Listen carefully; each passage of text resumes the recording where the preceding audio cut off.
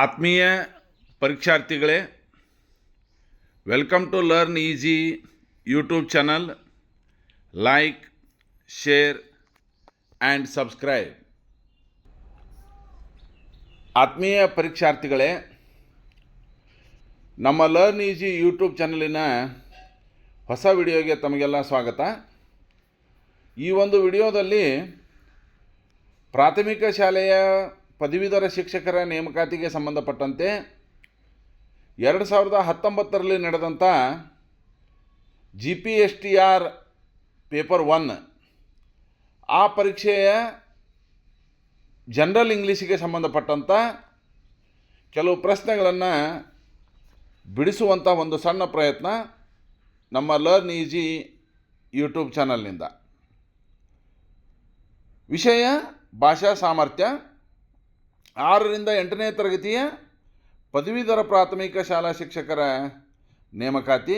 ಗರಿಷ್ಠ ಅಂಕಗಳು 100, ಗರಿಷ್ಠ ಅವಧಿ 2 ಗಂಟೆ. ಪೇಪರ್ 1 ಇದಾಗಿರುತ್ತೆ. ಇಲ್ಲಿ 1ರಿಂದ 25ರವರೆಗಿನ ಪ್ರಶ್ನೆಗಳು ಸಾಮಾನ್ಯ ಕನ್ನಡಕ್ಕೆ ಸಂಬಂಧಪಟ್ಟಂಗಿರ್ತಾವೆ. ನಾವು ಅವುಗಳನ್ನು ಬಿಡಿಸಿಲ್ಲ.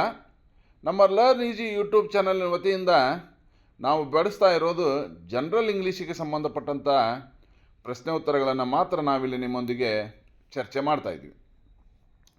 Question number 26. ಇಲ್ಲಿ ಮೊದಲು ಈ ಪ್ಯಾರಾಗ್ರಾಫನ್ನು ಓದ್ಕೋಬೇಕು. ಆ ಪ್ಯಾರಾಗ್ರಾಫ್ನೊಳಗೆ read the passage and select the most appropriate answer for question 26 to 29 ಅಂತ ಐತಿ. ಅಂದ್ರೆ 26ರಿಂದ 29ರವರೆಗಿನ ಪ್ರಶ್ನೆಗಳು ಅವು ಈ ಪ್ಯಾರಾದೊಳಗೆ ಸಿಗ್ತಾವೆ ನಿಮ್ಗೆ ಆನ್ಸರ್. ಆ ಪ್ಯಾರಾವನ್ನು ಸರಿಯಾಗಿ ಓದಿಕೊಂಡು ಉತ್ತರ ಬರೆಯೋದಿದೆ. ಈ ಪ್ಯಾರಾವನ್ನು ನೀವೆಲ್ಲ ಗಮನವಿಟ್ಟು ಓದಿದ ನಂತರ ಈ ಪ್ರಶ್ನೆಗಳನ್ನು ಬಿಡಿಸ್ರಿ. The invitation to run a race came from the ಅಂತ ಕೇಳ್ಯಾರ. ಇಲ್ಲಿ ಇನ್ವಿಟೇಷನ್ ಯಾರಿಂದ ಬಂತು ಅಂಥೇಳಿ ಆರಂಭದೊಳಗೆ ಐತದ ಉತ್ತರ. ಆನ್ಸರ್ ರ್ಯಾಬಿಟ್ ಅಂಥೇಳಿ. ಪ್ರಶ್ನೆ ಸಂಖ್ಯೆ 27ಕ್ಕೆ ಹೋಗೋದಾದ್ರೆ, every one laughed at ಚೋಚೋ because he dash ಅಂಥೇಳಿ ಕೊಟ್ಟಾರೆ. ಸರಿಯಾದ ಉತ್ತರ ಆಪ್ಷನ್ 3 ಸೇಡ್ ಸಮಥಿಂಗ್ ಫನ್ನಿ ಅಂಥೇಳಿ ಬರಿಬೇಕು. ಅದೇ ರೀತಿ 28ನೇ ಪ್ರಶ್ನೆ, ಚೂಚು ಒನ್ ದ ರೇಸ್ ಬಿಕಾಸ್ ಅಂತ ಕೇಳ್ಯಾರ. ಇದಕ್ಕೆ ಆನ್ಸರ್ ಬಿ ಹಿ ಪ್ಲೇಡ್, ಅಥವಾ 2ನೇ ಉತ್ತರ he played a clever trick ಅಂಥೇಳಿ ಬರಿಬೇಕು. ಅದೇ ರೀತಿ 29ನೇ ಪ್ರಶ್ನೆಗೆ ಹೋಗೋದಾದ್ರೆ, the race between the rabbit and the rat was to ಅಂತ ಕೊಟ್ಟಾರೆ. ಇದಕ್ಕೆ answer to prove what Chocho said ಅಂಥೇಳಿ ಬರೆದ್ಬಿಟ್ರೆ ಅದು ಸರಿಯಾದ ಉತ್ತರ ಆಗುತ್ತೆ. ಇನ್ನು 30ರಿಂದ ಪ್ರಶ್ನೆಗಳು ಇಲ್ಲಿ ನಿಮ್ಮ ಸಾಮಾನ್ಯ ಇಂಗ್ಲೀಷ್ ವ್ಯಾಕರಣಕ್ಕೆ ಸಂಬಂಧಪಟ್ಟಂಥ ಪ್ರಶ್ನೆಗಳು ಇಲ್ಲಿಂದ ಪ್ರಾರಂಭ ಆಗ್ತಾವೆ. ಇಲ್ಲಿ ನೋಡ್ರಿ, ಅನುಪಾತದ ಲೆಕ್ಕ ಕೊಟ್ಟಂಗೆ ಕೊಟ್ಟಾರೆ ಇಲ್ಲಿ. ಅಂದ್ರೆ ಒಂದು ಶಬ್ದಕ್ಕೆ ಒಂದನೇ ಶಬ್ದ 2ನೇ ಶಬ್ದ ನಡುವಿನ ಸಂಬಂಧವನ್ನು ನೀವು ಅರ್ಥ ಮಾಡ್ಕೊಂಡು 3ನೇ ಶಬ್ದಕ್ಕೆ 4ನೇ ಶಬ್ದವನ್ನು ಏನು ಬರಿಬೇಕಂತ ನೀವು ಡಿಸೈಡ್ ಮಾಡಬೇಕು. ಇಲ್ಲಿ ಪಾಟರ್ನಿಗೆ ಬೇಕಾಗಿರೋದು ಏನು? ವೀಲ್. ಹಾಗಾದರೆ ಕಾರ್ಪೆಂಟರ್ನಿಗೆ ಏನು ಬೇಕು ಅಂತ ಕೇಳ್ಯಾರ. ಇಲ್ಲಿ pair of Caesar's, brush, saw, chisel ಅಂತ ಕೊಟ್ಟಾರ. ಕಾರ್ಪೆಂಟರ್ಗೆ ಬೇಕಾಗಿರೋದು ಸಾ. ಹೀಗಾಗಿ ರೈಟ್ ಆನ್ಸರ್ ಈಸ್ ಆಪ್ಷನ್ 3 ಸಾ. ಇನ್ನು 31ನೇ ಪ್ರಶ್ನೆ, ಗುಂಪಿಗೆ ಸೇರಿದ ಪದವನ್ನು ಆಯ್ಕೆ ಮಾಡಿ ಬರೆಯಿರಿ ಅಂಥೇಳಿ ಅಂತಾರಲ್ಲ, ಆ ಥರ ಐತದು. ಇಲ್ಲಿ ಲೀಡ್, ಸ್ಟೋನ್, ಐರಾನ್, ಬ್ರಾಸ್ ಎಲ್ಲವೂ ಇಲ್ಲಿ ಲೋಹಗಳದಾವು, ಸ್ಟೋನ್ ಒಂದೇ ಅಲ್ಲ.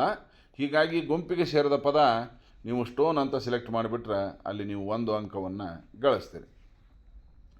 ಅದೇ ರೀತಿ 32ನೇ ಪ್ರಶ್ನೆಗೆ ಹೋಗೋದಾದರೆ, ಅಲ್ಲಿ Suma has a big school bag ಅಂತ ಕೊಟ್ಟಾರೆ.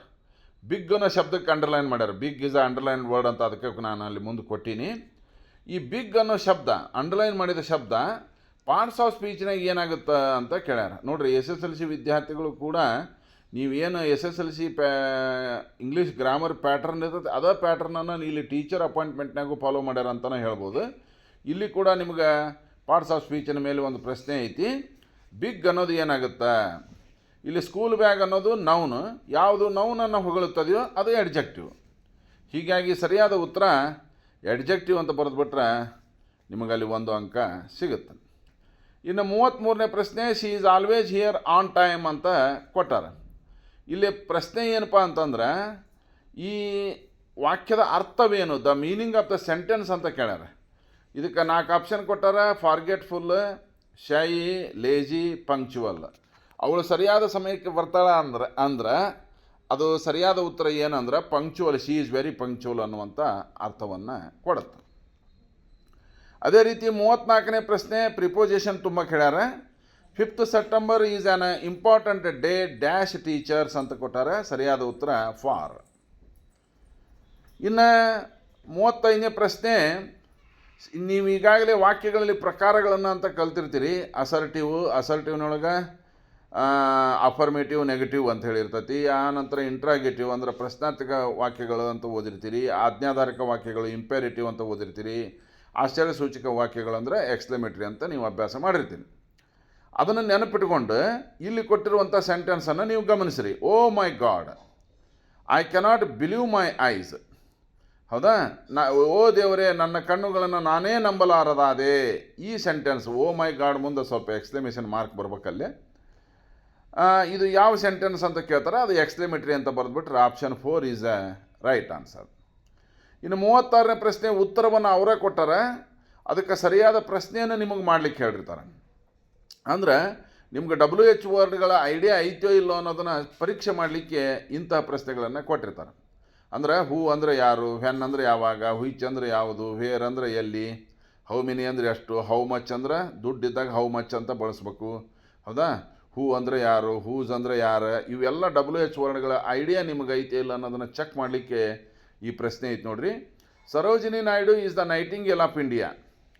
ಇಲ್ಲೇ ಇದಕ್ಕೆ ನೀವು ಪ್ರಶ್ನೆ ಮಾಡಬೇಕು. ಪ್ರಶ್ನೆ ಉತ್ತರ ಏನಂತ ಬರಬೇಕು? ಸರೋಜಿನಿ ನಾಯ್ಡು ಅಂತ ಉತ್ತರ ಬರಬೇಕು. Sarojini Naidu underline word. ಸರೋಜಿನಿ ನಾಯ್ಡು ಅಂತೇಳಿ ಉತ್ತರ ಬರುವಂಗೆ ನೀವು ಪ್ರಶ್ನೆಗಳನ್ನು ಕೇಳಬೇಕು. ಯಾವ ರೀತಿ ಪ್ರಶ್ನೆ ಕೇಳಿದ್ರೆ ಅದು ಉತ್ತರ ಬರ್ತೈತಿ ಅಂತ. ವಾಯ್ ಅಂದ್ರೆ ವಾಯ್ ಈಸ್ ಸರೋಜಿನಿ ನಾಯ್ಡು ಅಂದ್ರೆ ಅದು ಯಾಕೆ ಅಂತ ಆಗುತ್ತೆ. ವಾಟ್ ಈಸ್ ನೈಟಿಂಗೇಲ್ ಅಂದ್ರೆ ಏನಂತ ಅರ್ಥ ಆಗುತ್ತೆ. ಫ್ಯಾನ್ ಅಂದರೆ ಯಾವಾಗ ಅಂತ ಅರ್ಥ ಆಗುತ್ತೆ. ಇದು ಯಾವುದು ಸರಿಯಾದ ಉತ್ತರ ಅಲ್ಲ. Option 3 is a right answer. ಯಾರನ್ನು ಭಾರತದ ಗಾನಕೋಗಿಲೆ ಎಂದು ಕರೆಯುತ್ತಾರೆ? Who is the Nightingale of India ಅಂತ ಪ್ರಶ್ನೆ ಮಾಡಿದರೆ ಅದಕ್ಕೆ ಉತ್ತರ ಸರೋಜಿನಿ ನಾಯ್ಡು ಅಂಥೇಳಿ ಬರುತ್ತೆ. ಇನ್ನು 37ನೇ ಪ್ರಶ್ನೆ Shantigrama is a small village in Chikkamagaluru district ಅಂಥೇಳಿ. ಇದಕ್ಕೆ ನೀವು ಕ್ವಶನ್ ಟ್ಯಾಗ್ ಮಾಡಬೇಕು. ಇಲ್ಲಿ ಟು ಬಿ ಫಾರ್ಮ್ ಇದೆ, ಈಸ್ ಇದ್ದಾಗ ಈಸನ್ನೇ ತೆಗೆದುಕೊಂಡು ನಾವು ಕ್ವಶನ್ ಟ್ಯಾಗ್ ಮಾಡಬೇಕು. ಕೊಟ್ಟಿರುವಂಥ ವಾಕ್ಯ ಅಫರ್ಮೇಟಿವ್ ಇದೆ, ಹೀಗಾಗಿ ಕ್ವಶನ್ ಟ್ಯಾಗನ್ನು ನೆಗೆಟಿವ್ ಮಾಡಬೇಕು. ನೆಗೆಟಿವ್ ಮಾಡೋ ಸಲುವಾಗಿ ನಾಟ್ ಹಚ್ಚಬೇಕು. ಶಾಂತಿಗ್ರಾಮ ಅಂದ್ರೆ ಅದು 3rd person singular number it ಆಗುತ್ತೆ. ಹೀಗಾಗಿ right answer is option 1 isn't it ಅಂಥೇಳಿ ಸ್ವಲ್ಪ ಅಲ್ಲಿ ಕ್ವಶನ್ ಮಾರ್ಕ್ ಹಾಕಿರಿ. ಕ್ವಶನ್ ಟ್ಯಾಗಿಗೆ ಯಾವಾಗಲೂ ಕ್ವಶನ್ ಮಾರ್ಕ್ ಬರ್ತೈತಿ. ಕ್ವಶನ್ ಮಾರ್ಕ್ ಕೊಟ್ಬಿಟ್ರೆ ಅದು ಸರಿಯಾದ ಉತ್ತರ ಆಗುತ್ತೆ. ಇನ್ನು 38ನೇ ಪ್ರಶ್ನೆ ಲ್ಯಾಂಗ್ವೇಜ್ ಫಂಕ್ಷನ್ಗೆ ಸಂಬಂಧಪಟ್ಟಂಗೆ ಐತೆ ನೋಡ್ರಿ. ಹಲೋ ಲತಾ, 1ನೇ ಅಕ್ಷರ ಸ್ವಲ್ಪ ಕ್ಯಾಪಿಟಲ್ ಮಾಡ್ಕೊರಿ. You look busy, anything I can do to help ಅಂಥೇಳಿ ಇನ್ವರ್ಟೆಡ್ ಕಾಮದೊಳಗೆ ಇದೆ ಸೆಂಟೆನ್ಸ್. ಇಲ್ಲೇ ಅಂಡರ್ಲೈನ್ ಮಾಡಿದ್ದೇನಪ್ಪ ಅಂದ್ರೆ anything I can do to help, ನಾನು ನಿನಗೇನಾದರೂ ಸಹಾಯ ಮಾಡಬಹುದೇ ಅಂಥೇಳಿ ಕೇಳ್ತಾ ಇದ್ದಾರೆ. ಇದು ಲ್ಯಾಂಗ್ವೇಜ್ ಫಂಕ್ಷನ್ನಾಗ ಏನಾಗುತ್ತೆ ಅಂತ ಕೇಳ್ಯಾರ. Accepting help, refusing help, offering help ಅಥವಾ ಆಸ್ಕಿಂಗ್ ಇನ್ಫಾರ್ಮೇಷನು ಅಂಥೇಳಿ ಇಲ್ಲಿ ತಾನಾಗಿ ಸಹಾಯಕ ಮಾಡಲಿಕ್ಕೆ ಮುಂದೆ ಬಂದಿರೋದ್ರಿಂದ ಇದು ಆಫರಿಂಗ್ ಹೆಲ್ಪ್ ಆಗಿ ಕನ್ಸಿಡರ್ ಆಗುತ್ತೆ. ಹೀಗಾಗಿ language function is option 3 offering help. ಇನ್ನು 39ನೇ ಪ್ರಶ್ನೆ we must dash the message to all students, phrasal verb ಕೇಳ್ಯಾರ. ಇದಕ್ಕೆ ಸರಿಯಾದ ಉತ್ತರ ಗೆಟ್ ಅಕ್ರಾಸ್ ಅಂತ ಬರೆದ್ಬಿಟ್ರೆ ಅದು ಸರಿಯಾದ ಉತ್ತರ ಆಗತ್ತೆ. ಇನ್ನು 40ನೇ ಪ್ರಶ್ನೆ ಚೂಸ್ ದ ರೈಟ್ ವರ್ಡ್ ಅಂತ ಕೇಳ್ಯಾರ. ಡ್ಯಾಶ್ ನ್ಯೂ ಅಬೌಟ್, KNEW ಆಗ್ಬೇಕದು, NEW ಅಲ್ಲ, ಸ್ವಲ್ಪ ಅದನ್ನು ಸರಿ ಮಾಡ್ಕೊರಿ. KNEW knew about the holiday ಅಂದ್ರೆ ಸೂಟಿ ವಿಚಾರ ಎಲ್ಲರಿಗೂ ಗೊತ್ತಿತ್ತು, ನನ್ನೊಬ್ಬನನ್ನು ಬಿಟ್ಟು ಅನ್ನುವಂಥ ಅರ್ಥದೊಳಗೆ ನೀವು ಬರೀಬೇಕು. ಹೀಗಾಗಿ ಸರಿಯಾದ ಉತ್ತರ everybody knew about the holiday except me ಅಂಥೇಳಿ ಸರಿಯಾದ ಉತ್ತರ ಆಪ್ಷನ್ 2 ಎವ್ರಿಬಡಿ. ಇನ್ನು 41ನೇ ಪ್ರಶ್ನೆ my mother dash herbs in her kitchen garden. ದೊಡ್ಡ ಅವರು ಸ್ವಲ್ಪ ವಿಶಾಲವಾದ ಮನೆ ಇದ್ದವ್ರ ಮನೆಯೊಳಗೆ ಕಿಚನ್ ಗಾರ್ಡನ್ ಅಂತಲೇ ಮಾಡಿರ್ತಾರೆ. ಅಲ್ಲೇ ಅಡುಗೆ ಮನೆಯೊಳಗೆ ಅಡುಗೆ ಮಾಡೋ ಹೊತ್ತಿನಾಗ ಕೈ ಹಾಕಿದ್ರೆ ಕಾಯಿಪಲ್ಯ ಸಿಕ್ಕಿರಬೇಕು, ಸೊಪ್ಪುಗಳು ಸಿಕ್ಕಿರಬೇಕು. ಆ ರೀತಿ it is a habitual action. ಗೃಹಿಣಿಯರು ಸಾಮಾನ್ಯವಾಗಿ ಇಂಥ ಒಂದು ಹವ್ಯಾಸವನ್ನು ಬೆಳೆಸ್ಕೊಂಡಿರ್ತಾರೆ. ಯಾವುದು ಹ್ಯಾಬಿಚುವಲ್ ಆ್ಯಕ್ಷನ್ ಆಗಿರ್ತೈತೋ ಅದನ್ನು ಸಾದಾ ವರ್ತಮಾನ ಕಾಲದೊಳಗೆ ಬರಿಬೇಕು ಅನ್ನೋದು ನಿಯಮ. ಹೀಗಾಗಿ ಇದನ್ನು ಸೆಂಟೆನ್ಸನ್ನು ನೀವು ಸಿಂಪಲ್ ಪ್ರೆಸೆಂಟ್ ಟೆನ್ಸ್ ಮಾಡಬೇಕು. ಹೀಗಾಗಿ ಇಲ್ಲಿ ಕ್ರಿಯಾಪದ ಗ್ರೋ ಅಂತ ಐತಿ. ಗ್ರೋ ಅದು ಮುಂದೆ ಯಾವಾಗಲೂ ಸಾದಾ ವರ್ತಮಾನ ಕಾಲದೊಳಗೆ ಕ್ರಿಯಾಪದಕ್ಕೆ ಎಸ್ ಹಚ್ಬೇಕು. ಹೀಗಾಗಿ ಸರಿಯಾದ ಉತ್ತರ ಆಪ್ಷನ್ 2 ಗ್ರೋಸ್ ಅಂತ ಬರೆದುಬಿಟ್ರೆ ಅದು ಸರಿಯಾದ ಉತ್ತರ ಆಗುತ್ತೆ.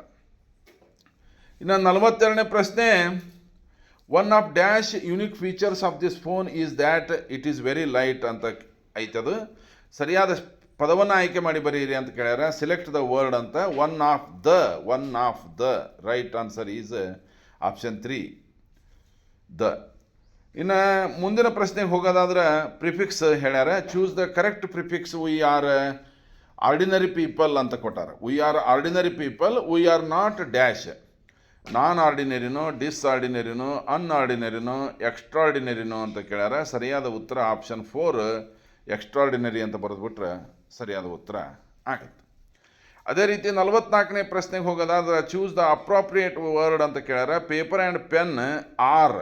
ಪೇಪರ್ ಆ್ಯಂಡ್ ಪೆನ್ ಅನ್ನತ್ಲೇನೆ ಅಲ್ಲಿ 2 ಆಗ್ಬಿಟ್ಟು 2 ಆತಂದ್ರೆ ಆಟೋಮೆಟಿಕ್ಲಿ ನಿಮಗೆ ಗೊತ್ತಾಗುತ್ತೆ, ಅಲ್ಲಿ ಟು ಬಿ ಫಾರ್ಮ್ ಆರ್ ಬರ್ತೈತಿ. ಇನ್ನು 45ನೇ ಪ್ರಶ್ನೆ, ಚೂಸ್ ದ ಕರೆಕ್ಟ್ ಆಲ್ಟರ್ನೇಟಿವ್ ಅಂತ ಕೇಳ್ಯಾರ. ಇಲ್ಲಿ ಒಂದು ನಮೂನಿ ಜಂಬ್ಲಿಂಗ್ ಸೆಂಟೆನ್ಸ್ ಐತೆ ನೋಡ್ರಿ. ಆರ್ ಬಿಲ್ಡಿಂಗ್ ಅನ್ನೋದು ಎ, ಅಪೋಸಿಟ್ ದ ಬ್ಯಾಂಕ್ ಅನ್ನೋದು ಬಿ, ನ್ಯೂ ಹೋಟೆಲ್ ಅನ್ನೋದು ಸಿ, ದೇ ಅನ್ನೋದು ಡಿ. ಅಂದ್ರೆ ನೀವು ಬಿ ಡಿ ಎ ಸಿ ಹೊಂದಿಸಿದ್ರೆ ಸರಿ ಆಗುತ್ತೋ. ಬಿ ಡಿ ಎ ಸಿ ಹೊಂದಿಸಿದ್ರೆ ನೋಡ್ರಿ opposite the bank, starting opposite the bank ಅಂತ ಬರ್ತೈತಿ, ಸರಿ ಆಗಲ್ಲ ಅದು. ಸಿ ಬಿ ಡಿ ಎ ಹೊಂದಿಸಿದ್ರೆ ಸರಿಯಾಗುತ್ತೋ, ಡಿ ಎ ಸಿ ಬಿ ಹೊಂದಿಸಿದ್ರೆ ಸರಿಯಾಗುತ್ತೋ, ಅಥವಾ ಡಿ ಎ ಬಿ ಸಿ ಹೊಂದಿಸಿದ್ರೆ ಸರಿಯಾಗುತ್ತೋ ಅಂತ ಕೇಳ್ಯಾರ. ಇದಕ್ಕೆ ಸರಿಯಾದ ಉತ್ತರ 3 ಡಿ ಎ ಸಿ ಬಿ. ಯಾಕಂದರೆ ಮೊದಲ ಡಿ ಎ ಸಿ ಬಿ ಹೊಂದಿಸ್ಬಿಟ್ರೆ ಏನಾಗುತ್ತೆ ಅಂದರೆ ಮೊದಲ ದೇ ಬಂದುಬಿಡ್ತೈತಿ, ಆಮೇಲೆ they are building present continuous tense ಆಗುತ್ತೆ, ಆಮೇಲೆ ಸಿ ನ್ಯೂ ಹೋಟೆಲ್ ಹೊಸ ಹೋಟೆಲ್, ಎಲ್ಲಿ ಕಟ್ಟಿದ್ರು ಅಪೋಸಿಟ್ ದ ಬ್ಯಾಂಕ್. ಹೀಗಾಗಿ ಸರಿಯಾದ ಉತ್ತರ ಡಿ ಎ ಸಿ ಬಿ ಅಂತ ಬರೆದುಬಿಟ್ರೆ it is a right answer. ಇನ್ನು 46ನೇ ಪ್ರಶ್ನೆ, choose the source you would see to learn the pronunciation. ಯಾವುದೇ ಶಬ್ದದ ಪ್ರೊನೌನ್ಸಿಯೇಷನ್ ಬೇಕಾತಂದ್ರೆ ನೀವು ಏನನ್ನು ರೆಫರ್ ಮಾಡ್ತೀರಿ ಅಂತ ಕೇಳ್ಯಾರ. ಡಿಕ್ಷ್ನರಿ ಅಂತ ಬರೆದುಬಿಟ್ರೆ ಅದು ಸರಿಯಾದ ಉತ್ತರ ಆಗುತ್ತೆ. ಥೆಸರಸ್ಸು ಅಲ್ಲ, ಅಲ್ಮಾಂಕೋ ಅಲ್ಲ, ಎನ್ಸೈಕ್ಲೋಪೀಡಿಯಾನು ಅಲ್ಲ. ಇನ್ನು 47ನೇ ಪ್ರಶ್ನೆ ನೋಡಿರಿ, ಸ್ವಲ್ಪ ಯಾರು ಆ್ಯಕ್ಟಿವೇಸ್ ಪ್ಯಾಸಿವೇಸ್ ಮಾಡಿರ್ತೀರಿ ಅವ್ರಿಗೆ ಇದು ಗಪ್ಪನ ಹೊಳಿತೈತಿ ಅದು. ಯಾಕಂತಂದ್ರೆ ಅಲ್ಲಿ ಆ್ಯಕ್ಟಿವೇಸ್ ಪ್ಯಾಸಿವೇಸ್ ಮಾಡೋ ಹೊತ್ತಿನಾಗ ನೀವು ಕ್ಲಿಯರ್ ಕಟ್ಟಾಗಿ ನೋಡಿರ್ತೀರಿ ಸಬ್ಜೆಕ್ಟ್ ಯಾವುದು, ವರ್ಬ್ ಯಾವುದು, ಆಬ್ಜೆಕ್ಟ್ ಯಾವುದು, ಪ್ರೆಡಿಕೇಟ್ ಯಾವುದು ಅಂತಂದು ಅಲ್ಲಿ ನೋಡಿರ್ತೀರಿ. ಇಲ್ಲೇ ಒಂದು ಸೆಂಟೆನ್ಸ್ ಐತೆ ನೋಡ್ರಿ, the farmer ploughs our fields. ಇಲ್ಲೇ ಏನು ಕೇಳ್ಯಾರಪ್ಪ, ಪ್ರೆಡಿಕೇಟ್ ಅಂತ ಕೇಳ್ಯಾರ ಅವರು. ದ ಫಾರ್ಮರ್ ಅಂಕರ ಸಬ್ಜೆಕ್ಟ್, ಪ್ಲೋಸ್ ಅನ್ನೋದು ವರ್ಬ್, ಅದು ಆಗೋದಿಲ್ಲ. ಪ್ಲೋಸ್ ಅವರ್ ಫೀಲ್ಡ್ಸು ಆಗೋದಿಲ್ಲ. ಅವರ್ ಫೀಲ್ಡ್ಸ್ ಅನ್ನೋದು ಮಾತ್ರ ಇಲ್ಲಿ ಆ್ಯಕ್ಚುಲಿ ಇದನ್ನು ಆಬ್ಜೆಕ್ಟ್ ಯಾವುದು ಅಂತ ಕೇಳಬೇಕಾಗಿತ್ತು, ಅವರು ಪ್ರೆಡಿಕೇಟ್ ಅಂತ ಕೇಳ್ಯಾರ. ಮತ್ತು ಇದರೊಳಗೆ ಆಪ್ಷನ್ ಇರೋದು ಅವರ್ ಫೀಲ್ಡ್ಸ್. ಹೀಗಾಗಿ ನೀವು right answer is our fields ಅಂತ ಬರೆದ್ಬಿಟ್ರೆ ಸರಿಯಾದ ಉತ್ತರ ಆಗುತ್ತೆ. ಇನ್ನು ಡಿಕ್ಷನರಿ ಒಳಗೆ ಯಾವ ಶಬ್ದ ಮೊದಲಿಗೆ ಬರ್ತೈತಿ, ಯಾವ ಶಬ್ದ 2ನೇ ಸ್ಥಾನಕ್ಕೆ ಬರ್ತೈತಿ, ಯಾವ ಶಬ್ದ 3ಕ್ಕೆ ಬರ್ತೈತಿ, ಯಾವ ಶಬ್ದ 4ಕ್ಕೆ ಬರ್ತೈತಿ, ಅದ್ರ ಮೇಲಿಂದ ಇಲ್ಲಿ ನೀವು ಹೊಂದಿಸ್ರಿ ಅಂತ ಕೇಳ್ಯಾರ. ನೀವು ಆಪ್ಷನ್ 2 ಅನ್ನು ಹೊಂದಿಸ್ಬೇಕು. ಯಾಕಂತಂದ್ರೆ ಮೊದಲ ಪಿ ಎ ಐ, ಆಮೇಲೆ ಪಿ ಎ ಟಿ, ಆಮೇಲೆ ಪಿ ಎಚ್ ಒ. ಯಾಕಂದರೆ 2ನೇ ಸ್ಥಾನದೊಳಗೆ ಮೊದಲನೇ 2 ಶಬ್ದ 2ನೇ ಸ್ಥಾನದೊಳಗೆ ಎ ಐತಿ, 3ನೇ ಸ್ಥಾನದೊಳಗೆ ಎಚ್ ಐತಿ, 4ನೇ ಸ್ಥಾನದೊಳಗೆ ಓ ಐತಿ. ಅಂದ್ರೆ ಅದನ್ನೆಲ್ಲ ನೋಡಿ, ಎಲ್ಲದರಾಗೂ ಮೊದಲನೇ ಸ್ಥಾನ ಪಿನ ಐತಿ, ಆದ್ರೆ ಪಿ ಎ ನೋಡೋಂಗಿಲ್ಲ. 2ನೇ ಸ್ಥಾನ ನೋಡ್ರಿ, 2ನೇ ಸ್ಥಾನದಾಗ ಎ ಅವನು ಫಸ್ಟ್ ಬರ್ಕೋರಿ, ಎಚ್ ಎ ಆದಮೇಲೆ ಬರ್ತೈತಿ, ಓ ಆಮೇಲೆ ಬರ್ತೈತಿ. ಹೀಗಾಗಿ option 2 is a right answer. Painting, pattern, photo, portrait. ಇನ್ನು 49ನೇ ಪ್ರಶ್ನೆ, ಸೆಲೆಕ್ಟ್ ದ ರೈಟ್ ಸೀಕ್ವೆನ್ಸ್ ಅಂತ. ಸ್ವಲ್ಪ ಸರಿಯಾಗಿ ಕ್ವಶನ್ ಅರ್ಥ ಮಾಡ್ಕೋರಿ. 6 ಸೆಂಟೆನ್ಸ್ ಅದಾವ ಇಲ್ಲಿ. ಆಪ್ಷನ್ ಎ ಏನತಿ, when he reached the office it was 11 AM. By the time he reached railway station the train had left. ಅವ ಆಫೀಸಿಗೆ ಬಂದಾಗ 11 ಗಂಟೆ ಆಗಿತ್ತು. 2ನೇದ್ದು ಅವ ರೈಲ್ವೆ ಸ್ಟೇಷನ್ಗೆ ಹೋಗೋದ್ರಾಗನ ರೈಲ್ವೆ ಹೊರಟು ಹೋಗಿತ್ತು ಅಂತ ಐತಿ. 3ನೇದ್ದು ರವೀಶ ಬೆಂಗಳೂರಿನೊಳಗೆ 10 ಗಂಟೆ 30 ನಿಮಿಷಕ್ಕೆ ಇಂಟರ್ವ್ಯೂಗೆ ಅಟೆಂಡ್ ಆಗ್ಬೇಕಂತ ಐತಿ. 4ನೇದ್ದು ಅವ ತಕ್ಷಣ ಒಂದು ಕ್ಯಾಬನ್ನು ಬುಕ್ ಮಾಡಿದ ಅಂತ ಐತಿ. 5ನೇದ್ದು 6 ಗಂಟೆ ಟ್ರೈನಿಗೆ ಹೋಗ್ಬೇಕಂತ ಅವ ಡಿಸೈಡ್ ಮಾಡಿದ ಅಂತ ಐತಿ. 6ನೇದ್ದು ಕ್ಯಾಬ್ ಡ್ರೈವರ್ ಕೂಡ ಲೇಟಾಗಿ ಬಂದ, ಹೀಗಾಗಿ ಮೈಸೂರು ಬಿಡ್ಬೇಕಾದ್ರೆ 7 ಗಂಟೆ ಆಗಿತ್ತು ಅಂತ ಐತಿ. ಹಾಗಾದರೆ ಇಲ್ಲಿ ಫಸ್ಟ್ ಆಗಿದ್ದು ಯಾವುದು ಅದನ್ನು ನೀವು ವಿಚಾರ ಮಾಡ್ಬೇಕು. ಇಲ್ಲಿ ಫಸ್ಟ್ ಆಗಿದ್ದು ಯಾವ್ದು ನೋಡ್ರಿ, ಸಿ ಮೊದಲ. Ravish had attended to interview Bengaluru 10:30ಕ್ಕೆ ಹೋಗ್ಬೇಕಾಗಿದ್ದು, ಇದು ಫಸ್ಟ್. ಆದ ಕೂಡ ಏನು ಡಿಸೈಡ್ ಮಾಡಿದವ, 6 ಗಂಟೆ ಟ್ರೈನಿಗೆ ಹೋಗೋದು. ಅಂದ್ರೆ ಸೀದ ಮುಂದೆ ಕರೆಕ್ಟ್ ಆಗುತ್ತೆ. 6 ಗಂಟೆಗೆ ಹೋಗ್ಬೇಕಂತ ಡಿಸೈಡ್ ಮಾಡಿದ. ಆಮೇಲೆ ರೈಲ್ವೆ ಸ್ಟೇಷನ್ಗೆ ಹೋಗೋದ್ರಾಗ ಏನಾಗಿತ್ತು, ಟ್ರೈನು ಹೋಗಿಬಿಟ್ಟಿತ್ತು, ಅದು ಬಿ. ಆಮೇಲೆ ಏನು ಮಾಡಿದವ, ಇಮಿಡಿಯೇಟ್ಲಿ ಹಿ ಬುಕ್ಡ್ ಕ್ಯಾಬ್, ಡಿ. ಆಮೇಲೆ ಏನು ಸಮಸ್ಯೆ ಆತಂದ್ರೆ ಕ್ಯಾಬ್ ಡ್ರೈವರ್ ಬರೋದ 7 ಗಂಟೆ ಆಯಿತು, ಎಫ್. ಅವ ಆಫೀಸಿಗೆ 10:30ಕ್ಕೆ ಇಂಟರ್ವ್ಯೂ ಇತ್ತು, ಆದ್ರೆ ಆಫೀಸಿಗೆ ಬಂದಾಗ ಎಷ್ಟಾಗಿತ್ತು, 11 ಗಂಟೆ ಆಗಿತ್ತು. ಅಂದ್ರೆ ಅದು ಎ. ಹೀಗೆ ಇಲ್ಲಿ ನೀವು ಸೆಂಟೆನ್ಸನ್ನು ಯಾವ ಸೀಕ್ವೆನ್ಷಿಯಲ್ ಆರ್ಡರ್ ಅಂತ ಕರೀತಾರೆ ಇದನ್ನು ಹೊಂದಿಸೋದಿರ್ತೈತಿ. ಇದಕ್ಕೆ ಆಪ್ಷನ್ ಸ್ವಲ್ಪ ವಿಚಾರ ಮಾಡಿ ಕರೆಕ್ಟಾಗಿ ಹೊಂದಿಸ್ಬೇಕು. Option 1 is a right answer. General ಪೇಪರಿನ ಜನರಲ್ ಇಂಗ್ಲೀಷಿನ ಕೊನೆಯ ಪ್ರಶ್ನೆಗೆ ನಾವು ಬಂದೀವಿ. Choose the most appropriate one ಅಂತ. Please carry your identity card along with your ticket may be not be considered valid. ಇಲ್ಲಿ ಏನು ತುಂಬಬೇಕಪ್ಪ, ಆ್ಯಂಡ್ ತುಂಬಬೇಕು ಅಥವಾ ಎಟ್ಟು, ಅದರ್ವೈಸು, ವೈಲ್. ಅದರ್ವೈಸ್ ತುಂಬಬೇಕು. ಅದರ್ವೈಸ್ ನೀನು ಐಡೆಂಟಿ ಕಾರ್ಡ್ ಒಯ್ಲಿಲ್ಲ ಅಂದ್ರೆ ನಿಮ್ಮ ಟಿಕೆಟ್ಗೂ ಏನು ಇದು ಕನ್ಸಿಡರ್ ಆಗೋದಲ್ಲ ಅನ್ನುವಂಥ ಅರ್ಥ ಐತಿ. ಹೀಗಾಗಿ ರೈಟ್ ಆನ್ಸರ್ ಈಸ್ ಅದರ್ವೈಸ್. ಆತ್ಮೀಯ ಪರೀಕ್ಷಾರ್ಥಿಗಳೇ, ಯಾರು ಮೊದಲನೇ ಬಾರಿಗೆ ನಮ್ಮ ಯೂಟ್ಯೂಬ್ ಚಾನಲನ್ನು ನೋಡ್ತಾ ಇದ್ದೀರಿ, ಈಗಲೇ ಸಬ್ಸ್ಕ್ರೈಬ್ ಮಾಡಿಕೊಡ್ರಿ ಅಂತ ಕೇಳುತ್ತಾ, ನಾವು ಈ ಹಿಂದೆ PDOಗೆ ಸಂಬಂಧಪಟ್ಟಂಥ ಪ್ರಶ್ನೆ ಪತ್ರಿಕೆಗಳನ್ನು ಬಿಡಿಸೀವಿ. ಹಾಗೂ ಮುಂದಿನ ದಿನಗಳಲ್ಲಿ TETಗೆ ಸಂಬಂಧಪಟ್ಟಂಥ ಇಂಗ್ಲೀಷ್ ಟೀಚರ್ ಪೋಸ್ಟ್ ಅಪಾಯಿಂಟ್ಮೆಂಟಿಗೆ ಸಂಬಂಧಪಟ್ಟಂಥ ಇಂಗ್ಲೀಷ್ ಪೇಪರನ್ನು ಕೂಡ ನಾವು ಬಿಡಿಸೋದಿವಿ. 10ನೇ ತರಗತಿಗೆ ಸಂಬಂಧಪಟ್ಟಂಥ, 9ನೇ ತರಗತಿಗೆ ಸಂಬಂಧಪಟ್ಟಂಥ ದ್ವಿತೀಯ ಭಾಷೆ ಇಂಗ್ಲೀಷಿಗೆ ಸಂಬಂಧಪಟ್ಟಂಥ ಎಲ್ಲ ವಿಡಿಯೋಗಳು, ಸುಮಾರು 63 ವಿಡಿಯೋಗಳು ನಮ್ಮ ಯೂಟ್ಯೂಬ್ ಚಾನಲಲ್ಲಿ ಇವೆ.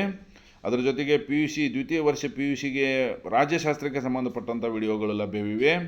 ಹಾಗೆಯೇ 9ನೇ ತರಗತಿಗೆ ಸಂಬಂಧಪಟ್ಟಂಥ the will of sacrifice Bhagat Singh ಅವರ ಪಾಠ ನಮ್ಮ ಯೂಟ್ಯೂಬ್ ಚಾನಲಲ್ಲಿ ಲಭ್ಯವಿದೆ. ಅದರ ಜೊತೆಗೆ ಸ್ಪರ್ಧಾತ್ಮಕ ಪರೀಕ್ಷೆಗೆ ಸಂಬಂಧಪಟ್ಟಂಥ ಅನೇಕ ಪ್ರಶ್ನೋತ್ತರ ಬಿಡಿಸ್ತೋರಿದ್ದೀವಿ ಮತ್ತು SSLCಗೆ ಸಂಬಂಧಪಟ್ಟಂಥ 12ಕ್ಕಿಂತ ಹೆಚ್ಚು ಪ್ರಶ್ನೆ ಪತ್ರಿಕೆಗಳನ್ನು ನಾವು ಬಿಡಿಸಿಯಾಗಿದೆ. ಅದಕ್ಕೆ ಅವನ್ನೆಲ್ಲ ನೀವು ಒಂದು ಸಲ ನಮ್ಮ ಚಾನಲನ್ನು ಸಬ್ಸ್ಕ್ರೈಬ್ ಮಾಡ್ಕೊಂಡ್ಬಿಟ್ರೆ ಅವೆಲ್ಲ ನಿಮಗೆ ಬಂದು ತಲುಪ್ತಾವೆ ಅಂತ ಹೇಳುತ್ತಾ, ಈ ವಿಡಿಯೋ ನಿಮಗೆ ಹೆಲ್ಪ್ಫುಲ್ ಆಗ್ಬೋದು ಅಂತ ಭಾವಿಸುತ್ತಾ ಈ ವಿಡಿಯೋನ ಇಲ್ಲಿಗೆ ಮುಗಿಸ್ತಾ ಇದ್ದೀನಿ. Thank you very much.